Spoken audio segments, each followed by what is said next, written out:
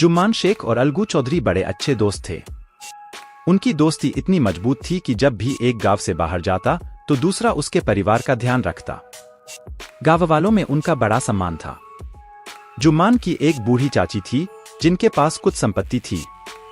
उसने इसे जुम्मान के नाम पर ले लिया था, इस शर्त पर कि वह उसके साथ रहेगी और जुम्मान उसका ध्यान रखेगा। शुरुआत में सब अच्छा चल रहा था, फिर स्थिति बदल गई। जुम्मान और उसका परिवार उस बुढ़िया से थक गए थे। जुम्मान ने उसके प्रति उत्सुकता खो दी थी और उसकी पत्नी भी, जो हर दिन बुढ़िया को थोड़ा भोजन देने से भी इनकार कर रही थी। बुढ़िया ने यह अपमान सहा लेकर कुछ महीनों तक।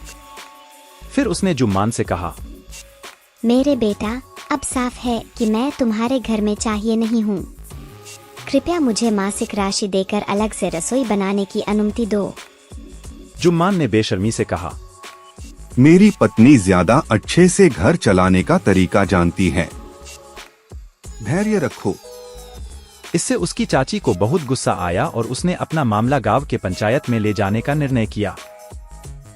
बहुत दिनों तक बूढ़ी दादी को गांव वालों के साथ बातें करते हुए देखा गया। उन्होंने अपनी मुश्किलें समझाई और उनसे सहायता मांगी। कुछ लोग उसके साथ मेलजोल दिखाए, कुछ हंसते रहे और कुछ ने उसको यह सुझाव दिया कि उसके भतीजे और उसकी पत्नी के साथ सुलह कर ले। आखिरकार उसने अलगू चौधरी के पास जाकर बात की। अलगू ने कहा, तू तो जानता है चाची, जुम्मान मेरा दोस्त है, मैं उसके खिलाफ कैसे जा सकता हूँ। लेकिन बच्चा, यह ठीक है कि तू खामोश रहे और जो तू सही और उचित समझता है उसे नहीं बताए। दादी ने गुजारिश की। पंचायत में जा और सच बोल। उन्होंने कहा। अलगू ने कोई जवाब नहीं दिया, पर उसके शब्द उसके कानों में बजते रहे। पंचायत उसी शाम एक पुराने बरगद के पेड़ के नीचे हुई। जुम्मान ने खड़ा होकर कहा, पंच की आवाज भगवान की आवाज है। मेरी चाची को पंच चुनने की अनुमति दो, मैं उसके निर्णय का आदर करूंगा। चाची ने घोषणा की। पंच को दोस्त दुश्मन का कोई अंतर नहीं होता। तुम क्या कहते हो अलगू चौधरी? बूढ़ी ने कहा। जुम्मान ने खुशी छुपाई हुई इस अचानक आने वाले भाग्य की। चाची, तुम मेरे और जुम्मान की दोस्ती को जानती हो। बोले अलगू। मुझे पता है, लेकिन मैं जानती हूँ कि तुम दोस्ती के लिए अपनी अंतरात्मा को मार नहीं दोगे। पंच के हृदय में भगवान बसते हैं और उनकी आवाज भगवान की आवाज है। और बूढ़ी लेडी ने अपना मामला समझाया। जुम्मान, अलगू ने कहा, तुम और मैं पुराने दोस्त हैं। तुम्हारी चाची मेरे लिए तुमसे भी प्यारी है। अब मैं पंच हूं। तुम और तुम्हारी चाची मेरे लिए समान हो। तुम्हारी बचाव में तुम्हारे पास क्या है? 3 साल पहले और जुम्मान ने शुरू किया, मेरी चाची ने अपनी संपत्ति को मेरे नाम कर दिया। मैंने उसकी सहायता करने का वादा किया जब तक वह जीती है। मैंने जो कुछ कर सका किया है। मेरी पत्नी और उसके बीच कुछ झगड़े हुए हैं, लेकिन मैं इसे रोक नहीं सकता। अब मेरी चाची मुझसे मासिक धन की मांग कर रही है। यह संभव नहीं है। बस इतना ही कहना है। जुम्मान को अलगू और अन्यों ने तबादला किया। फिर अलगू ने घोषणा की, हमने मामले को ध्यानपूर्वक देखा है। हमारे अनुसार जुम्मान को अपनी चाची को मासिक धन देना होगा, अन्यथा संपत्ति उसकी ओर वापस जाएगी। अब ये दो दोस्त अब कम दिखाई देते थे। उनकी दोस्ती का बंध टूट गया था। वास्तव में जुम्मान अलगू का शत्रु बन गया था और उसका प्रतिशोध चाहता था। दिन बीत गए और बुरी किस्मत से अलगू चौधरी को एक मुश्किल में पड़ना पड़ा। उसके एक अच्छे जोड़े की बैल का एक गाय मर गया और उसने दूसरा समझौता किया था कि गाय की कीमत 1 महीने में चुकता करेगा। इतना ही नहीं, गाय की मौत 1 महीने के भीतर हो गई।